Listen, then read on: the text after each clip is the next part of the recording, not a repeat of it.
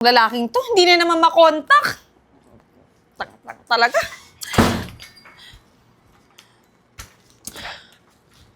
Oh, Renz! Ano nangyari sa'yo? Ano nangyari dyan sa paa mo? Kat,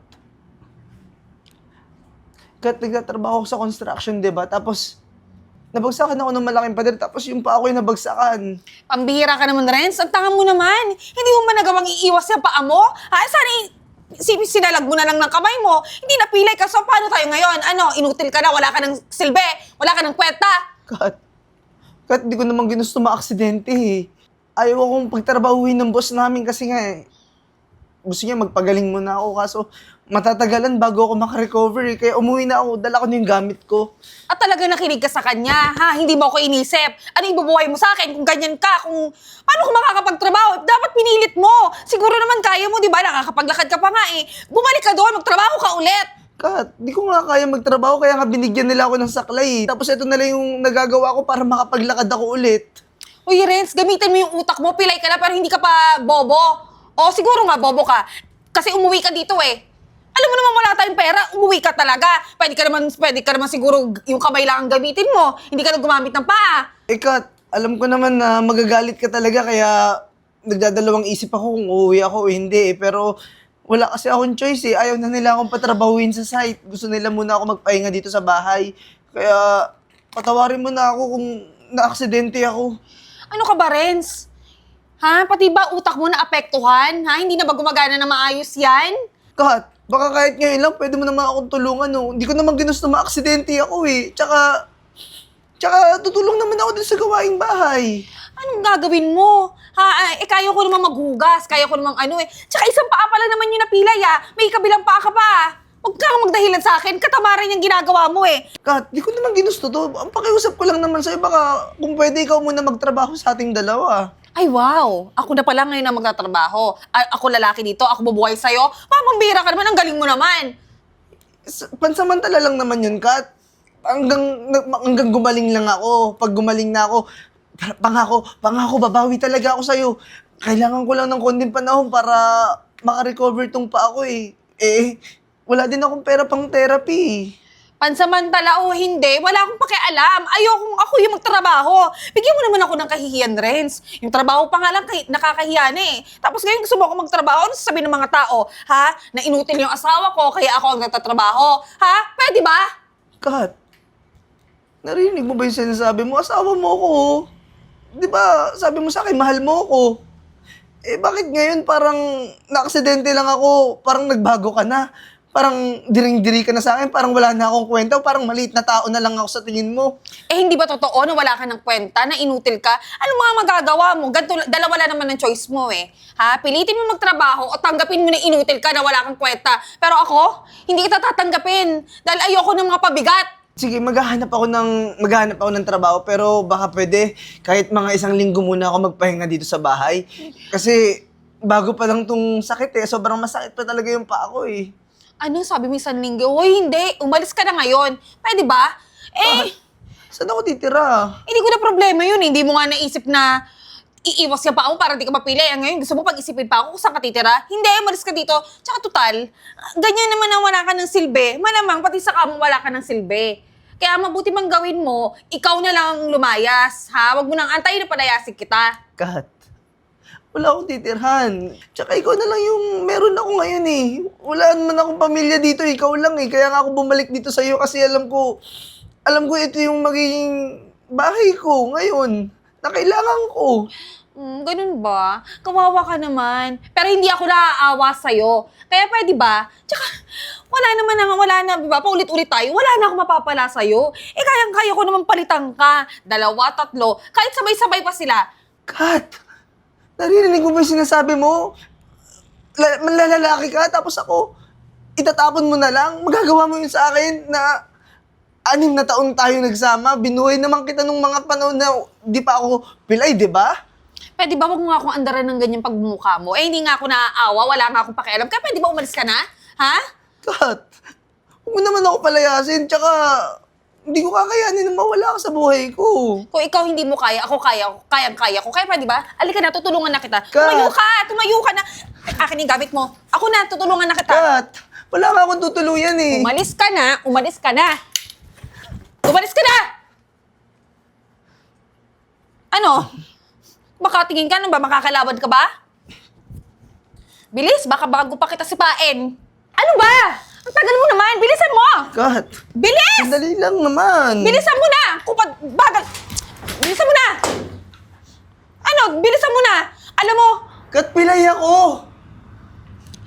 umalis ka na sa bahay na to. Total, kasal naman tayo, wala ka ng karapatan dito sa bahay na to. Kaya pwede ba? Huwag ka na tumingin-tingin, bilisan mo, dali mo yung saklay mo, at umalis ka na sa paningin ko! Kat, kaya mo talaga ako palayasin ngayon? Ganitong sitwasyon ko? Tapos, sarili naman natin bahay ito ah. Hindi lang naman ikaw yung nagpundar nito. Ako din naman ah. Sa tutusin, ako nga lahat nagpundar dito sa bahay na to eh. Wala ka nang karapatan, ha? Kasi pilay ka na. Pwede ba? Kat, Ka nang babalik dito, ha?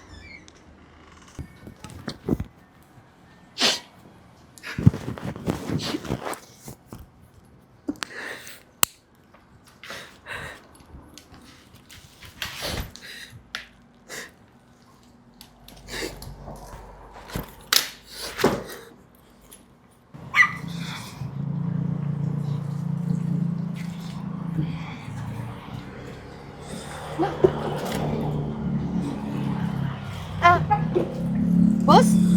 Boss? Eh, boss? Boss, nag-aapoy ka ng lagnat? Teka lang, boss. ang lamig. May pula akong tubig eh. Teka lang ba? Kumain ka na ba? Ito, may tinapay ako. Kain ka muna. Hala. Teka lang. Tira mo ko kahit konti. Hindi ba lang kumakain eh. Salamat ah. Tatlong araw na ako di kumakain eh. Teka lang, pulubi ka ba talaga? Mukha ka namang malinis eh. Bago lang kita nakita dito ah. Teka lang. Pero ano ba? Dayo ka ba dito? Dali lang ah. Hindi, lamig pa rin kasi ako eh. Pero, naiibsan na yung pakiramdam ko kasi may pagkain na. Siguro kaya nilalagnat din ako ngayon kasi wala akong kain. Tsaka ilang araw na ako nagpapalaboy-laboy dito sa daan. Salamat dito sa tinapay mo ah. Sige, iyon na lang yan. Teka lang, ano ba talaga nangyari sa'yo? Mukha namang okay ka. May malinis ka naman tingnan kaysa sa akin na pulubi. Pinalayas kasi ako sa amin ng asawa ko eh. Na-aksidente kasi ako sa trabaho ko sa Maynila kaya umuwi ako dito sa amin. Kaso, di ko naman lubos akalain na papalayasin niya ako dahil napilay na ako ngayon. Wala na kasi ako silbi. Ay, Pero ginagawa ko naman yung lahat para maging okay ako. Kaso, ang mahal magpa-therapy. sorry Kaya, ha. dito lang ako sa daan. Palaboy-laboy ako. Wala akong makain. Tapos, salamat dito sa tinapay mo ah. Sige, sa'yo na yan. Pero, sorry, natanong kita. Tuloy, umiyak ka tuloy. Pero, ang sama naman ng ugali ng asawa mo. Ngayon pa na nagkaganyan ka, saka ka pinalayas. Talaga bang dito ka lang sa kalsada nakatira? Wala ka bang kamag-anak? Wala eh. Asawa ko na lang yung tinutuloy yung dapat. Kaso, pinalayas din ako. Wala na akong ibang pamilya. Kaya, paikot-ikot ako sa daan. Totoo nga niyan. Yung minsan yung kinakain ko, puro mga basura tsaka panis na eh. Ganun ba? Tapos ito na lang yung pagkain ng tikman ko ngayon na medyo maayos-ayos. Ganito na lang. Pwede naman kitang patirahin doon sa bahay-bahayan ko eh. Kaso maliit yun ha. Hindi yun mukha kasing mayaman. Baka hindi ka sanay doon. Pero pwede ka doon magpahinga habang nagpapagaling ka. Talaga? Oo naman. Tsaka delikado. Tutulungan mo ako. Oo. Tutulungan mo talaga ako. Bakit naman hindi eh? Siyempre, wala naman sigurong magagalit na May sa'yo, mga di ba? iba pa akong gamit dito. Kaso, may mga iba akong damit. Kung gusto mo, pwede din kitang bigyan. Sige! Malaking bagay na rin yun, tulong sa akin para naman makapalit na ako ng damit. Ang tagal na rin itong damit ko eh. Salamat, ubusin ko na to ah. Oo. O siya, sige, doon ka na muna sa bahay-bahayan ko tapos mamamalimos muna ako habang nagpapahinga ka para makabili ako ng gamot mo. Maraming salamat. Sige na. Ang saklay mo. Hindi, baka makita pa tayo ng mga pulis dito. Bawal kasi dito eh. Magpatambay-tambay. Pwede ba ako tulungan? Oo, dali.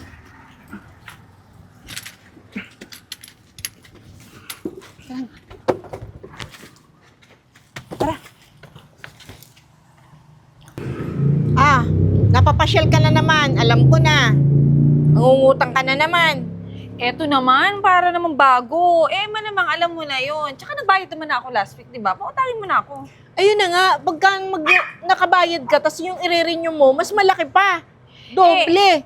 Ayaw mo ba nun? Tumutubo ka naman. Ang mahalaga, nagbabayad ako. Pero this time, medyo mas malaki ang utangin ko Bakit? Eto na nga, kasi yung inutil kong asawa, nako, na-disgrasya. Katulad niya na ngayon, wala na akong pera. May paggagamitan na ako ng pera, kaya putangin mo na ako. Kung na-disgrasya, paano ko sa akin nakabayad? Ako na bahala magbayad sa'yo nun. Basta mautangin mo na ako. Sige na. Tsaka, ang ganda-ganda mo ngayon, ha? O, tingnan mo yung buhok mo. Bagong salon ka. Malamang marami kang pera. Sige na, pautangin mo na ako. Basta usapan natin ha, pag di ka nabayad, may hatak yan ha. Hatakin ko yung gamit nyo. Ano ka ba? Walang problema dyan. Kasi sure naman ako na makakabayad. Tsaka tingnan mo, apaka-sexy mo ngayon, ha? Gagawa talaga ng maraming pera. Ano pa, utangin mo ako? Ano pa nga ba?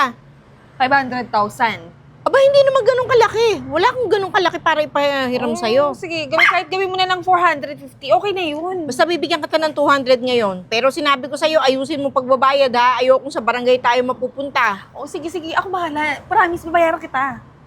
O sige, hatid ko na lang sa bahay niyo bukas. Sige, maraming salamat. Tapos sige. pumunta ka bukas. Maaga dapat. Ayusin ko pa yung koleksyon. Bahala na, sige, basta pupuntahan kita. Thank you so much. Uy, aray ko. Sorry, pasensya na sa boy ko.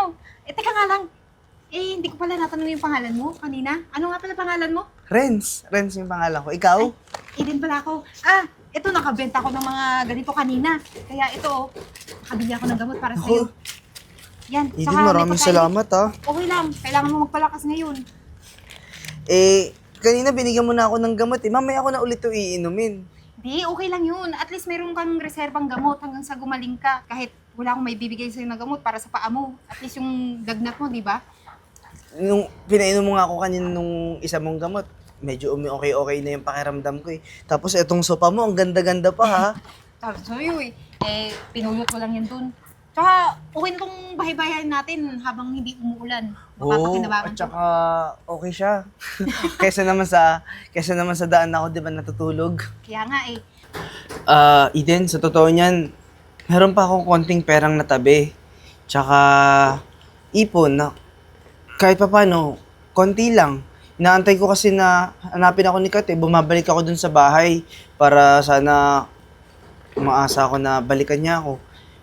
Yun kasi yung pera na inipon ko na yun para sa amin yun Kaso, kada balik ko sa bahay, tinataboy niya lang ako ng paulit-ulit kaya nagpapalaboy-laboy lang ako sa daan. Mahal na mahal ko si Kat. Sa totoo lang, yung ipon na yun, ayoko siyang gastusin. Ayoko siyang gastusin kasi para sa amin dalawa yun. Pero, paano yun ngayon? Ayaw niya na sa'yo talaga. So, siguro, may iba na rin siyang pinagkakabalan. Pero bakit hindi mo naman sinabi na may ipon ka pa pala para hindi ka nalang hiniwalay ng asawa mo, di ba? Kaysa magpalaboy-laboy ka ngayon dito. kasi alam ko na yung gagawin niya Gagastusin niya lang yun para sa sarili niya, sa sugal niya, o kung ano man. Nag-aantay ako na magbago siya. Kasi yung pera na yun, para sana makapagpakasal na kami. Pero mukhang wala Alam mo, kung gusto mo, gamitin na lang natin yung pera. Kasi, sa tingin ko, di na ako dapat umasa kay Kat Dito, makakapag-business tayo. Mali mo naman, pwede tayo magsimula ng kahit anong klaseng business dun sa pera na naipon ko, di ba? Sa tingin ko, pwede yun. Pwede yung idea na yun. May kakilala akong, si Aling Bebang dyan sa kanto. Nagpapaangkat yun ng mga produkto niya. Pwede tayong umangkat doon. Talaga? Oo! Tsaka, meron naman akong konting naipon din sa pangangalakal, sa pamamalimos ko. Pwede natin idagdag. Naku, tamang-tama. Pwede nating kausapin yung sinasabi mong tao para makapagsimula na tayo ng business. Kung ngayon, pwede natin kausapin. Pero ang tanong, kaya mo bang pumunta dun, may sinat ka pa eh. Wala, magaling na ako. Oh, itago mo na lang muna yung mga gamot. Tapos, pumunta na tayo dun sa sinasabi mong tao. Sige, tara, para Yung maabutan pa yung natin gamit si ko, Aling Bebang. iiwanan na lang muna natin dyan. Wala magnanakaw dito. Ay. Hide out ko to. Andi dito yung pera na. Itidalhin mo na, ako na, bahala. Halika na. Aling Bebang! Tao po! Hoy, ano? Ay, ito na po yung bayad namin sa nautang namin sa inyo. Hulugan po. Bongga naman, updated maghulog. Eh, syempre naman po, ang hirap po kasi kung hindi namin babayaran. Ba't hindi dinaan nyo pa? Iikot din naman ako sa palengke mamaya. Okay na po yun. Eh, napadaan din po kami kasi may mga customers kaming gustong magpalakaw ng gulay. Alam mo, ang lakas nyong umorder sa akin ng gulay ha. Talaga, nakakatuwa. At saka Aling Bebang, malaking bagay na rin yung tulong nyo kasi kahit pa paano yung kita namin, ang laki-laki na, nakakapagpa-therapy na rin po ako araw-araw. Ito nga Oo po, nga, isang saklay na yung lang. dala ko. Sa sunod nakita ko, wala na yung saklay. Actually, kaya ko na nga po Aling Bebang Oo, pero, pero huwag mo- ayoko na lang muna ipilit. Pero Huwag mo muna puwersahin. kahit pa paano, umiibsa na po ako at okay. Oo nga. Eh, salamat din po sa inyo ha. Kundi dahil sa tiwala nyo, hanggang ngayon siguro, namumulubi pa rin kami. Eh, ganun lang naman ang buhay. Laging tulungan lang. Natulungan nyo ako, natulungan ko kayo. Ganun lang talaga yon. Para maganda pati ang dating. Basta sinasabi ko, biniling ko naman kayo sa mga tindera ko. Pag kukuha kayo, magpalista lang kayo ng gulay. Okay lang yon. Sige po, maraming salamat po ha. Oo, sige. O siya, sige po, Aling Bebang, baka malate po kami doon sa... Anong ginagawa? Dito kami kami. Anong ginagawa niyo dito? Hi, Aling Bebang. Pa-open? Papasok na ako Oh, ah. bakit parang ang saya mo pa? Teka lang, Aling Bebang ah. Hoy, ikaw, yan yung dati kong kinakasama. Di ba tingnan mo? Walang kwenta, inutil. Siya yung sinasabi ko sa yung inutil na walang kwenta kong dating asawa. Di ba? Tingnan mo ngayon. Ako, hindi pa nga rin makalakad. At sino naman yung kasama mo kong pulubi din? Malamang wala din kwenta yan. Kaya yan. Teka lang ha. Oh, pulubi nga ako dati. Pero hindi na ngayon, no? Kasi nakaangkat na kami kay Ma'am Gina alias Bebang. Eh, teka lang, ikaw anong ginagawa mo dito? Ah! Siya pala yung asawang sinasabi mo. Hoy, wala kang hiya. Pa, okay lang, maganda naman ako. Eh, ikaw, wala ka naman pera, ang pangit mo pa. Tsaka Uy, si... huwag mo sasabihin sila walang pera. Ang bilis ng asenso nila. Baka akala mo, dati 1,000 lang inuutang nila, naging 10,000. Ngayon, 30K na. Ang grabe nilang umangkat sa akin ng gulay. Ang laki na ng pera. Oh, nakikita mo to, nakikita mo to. Ikaw walang ganito. Ayun, may ipapautang mo sa akin. Ano yung papautang na tanga ka? Sabi mo, umutang ka sa akin ng 200,000. Sabi mo, papagamot mo, asawa mo pala to. Hindi mo naman pinagamot. Pinalayas mo nga, napulot nga netong si Eden eh. Buti nga, naintindi ni Eden. O, ayan o, maigi-igi na. Eh, dapat lang naman kasi talaga palayasin yung mga ganyan. Kung di ko siya pinalayas, kung papares kami dalawa maghihirap, eh. Kat! Hindi ka man lang nahiya kay Aling Bebang? Ginagamit mo pa ako, yung kapansanan ko? Para makautang ka? 200,000 inutang niya. Napakakapal naman ng pala ng mukha mo. Oh, bakit? Nakinapa ka naman doon at sa'yo nga yung 150,000. Sabihin mo ito. Ay, teka lang. Walang ganun. And totoo niyan, may natagong konting pera yung asawa mo. Nang hiram ka dyan, matapos mong palayasin tong asawa mo. Walang ganung kwento na nasa kanya yung ibang pera. Anong naitago mo? Yung pilay mo? Yan yung napudar mo? Pilay? Kapansanan? Ay nako sa akin kayo maniwala. Kasi tinan mo naman yan. Naku, sa umpisa lang yan matino magbayad. Pero ang bandang huli, naku, magiging sakit din yun sa ulo. Kaya ako sa'yo, ako na lang po. Anong pautangin sinasabi mo? Hindi mo ba natanggap sa'yo yung papel na pinadala ng barangay na kailangan tayo magharap sa barangay? Ang laki pa ng utang mo sa akin. Ay, yung sinabi ko sa'yo ha, may higit na gamit. Hihigitin ko yung mga gamit mo. Alam mo, wala ka namang magaling na ginagawa sa buhay ko, kundi busitin mo ko eh. Maano bang lumayas ka na? Eh, paano naman yung effort ko na pumunta dito? Kasi akala ko pangutangin mo ako ulit. Sige, paalisin mo lang ako. Dapat ko palayasin. Yung dalawa masakit sa mata. Yung pilay, tsaka yung pangit na yan. Paano mo palalayasin? Ayan nga oh, naniningil nga ako sa palengke. Sila naguhulog pa, dinadaan pa rito sa bahay. Ganyan yun yung totoong gustong magbayad. Hindi kagaya mo. Magbabayad naman ako ha. Ay, Magbabayad kailan? Umalis ka na rito? Umalis ka na rito? teka lang. Sa barangay tayo mag-usap. Ano ba yan? Ay, di ko alam na yun pala talaga yung asawa niya. Eh, pangit po talaga yung ugali. Pangit na, pangit pa yung ugali. Uy, alam mo, may magandang balita ako sa inyong dalawa.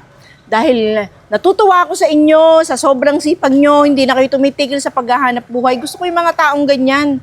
Yung bang masikap sa paghahanap buhay, kahit pa sabihin mo na Pulubi ka, may kapansanan siya. Oh, sino magsasabi ng pinagdaanan yung dalawa, di ba? Kakatuwa. Eto, regalo ko sa inyo. Pumasok kayo. Ha? Hindi na po, Aling Bebang. Okay lang po kami.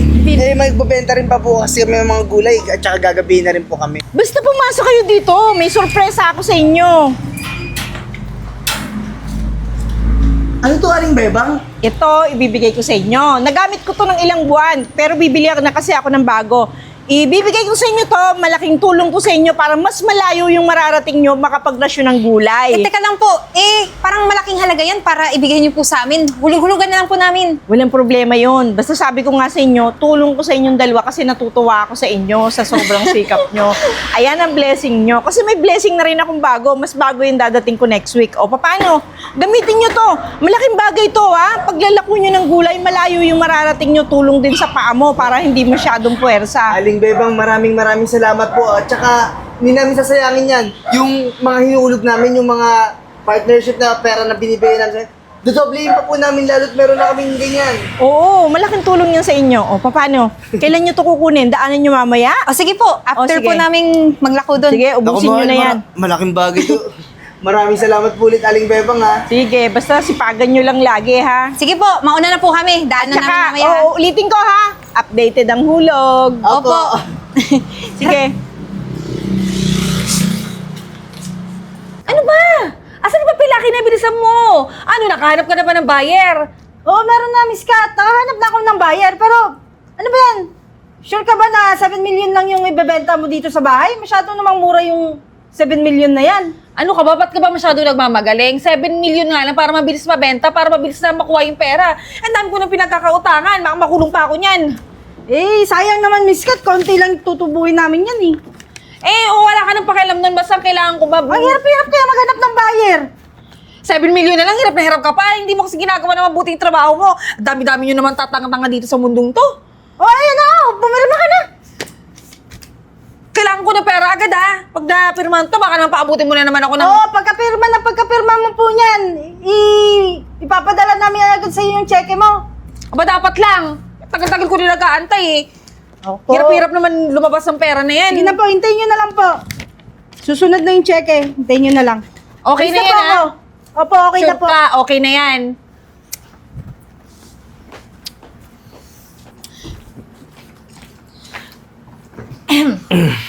Anong ginagawa nyo dito? Anong ginagawa mo dito? Ba't nandito ka na naman? Sa tingin mo, anong ginagawa ko dito? May dahilan. Ibig sabihin, bahay ko na to. Bahay mo to? Sus, namimiss mo lang ako, kaya ka bumalik dito, di ba? Huwag kang magpanggap. Alam mo, sa totoo lang, bahay naman talaga to ni Renz eh.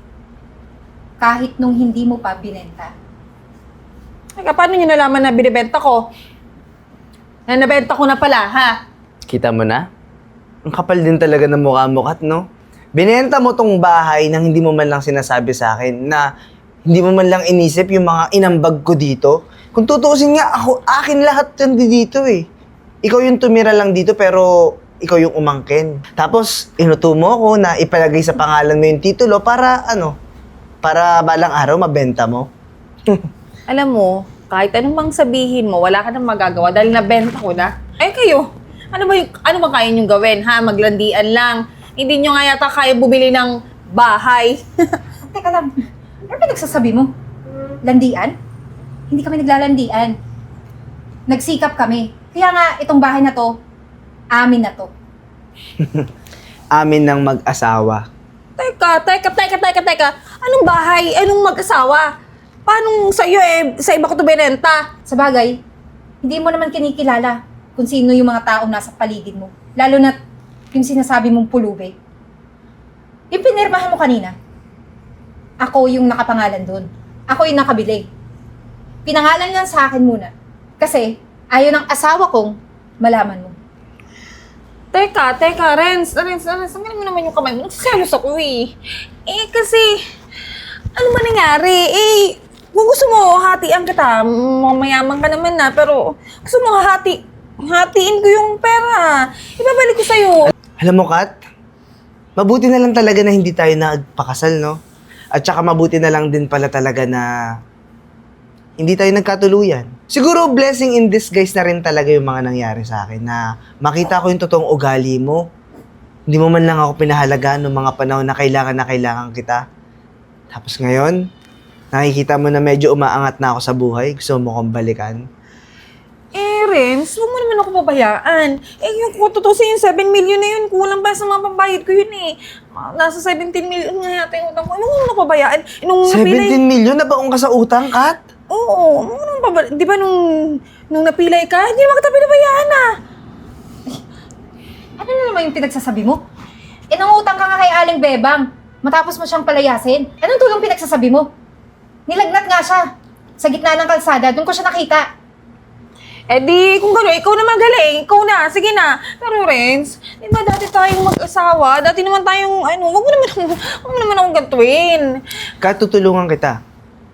Tutulungan kitang mahanap ng mga pulis kasi pinaghahanap ka na nila sa mga pinagkakautangan mo. Renz, eh di kung, sige, bigay niyo na sa akin yung pera. Total kayo naman nakabili, di ba? Akin yung 7 million.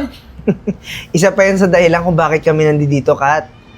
Kasi yung bahay na to, hindi naman talaga namin siya binili kasi akin naman talaga to. At inayos nung attorney ko lahat ng mga papeles. Hindi lang pala pangalan mo yung nandoon.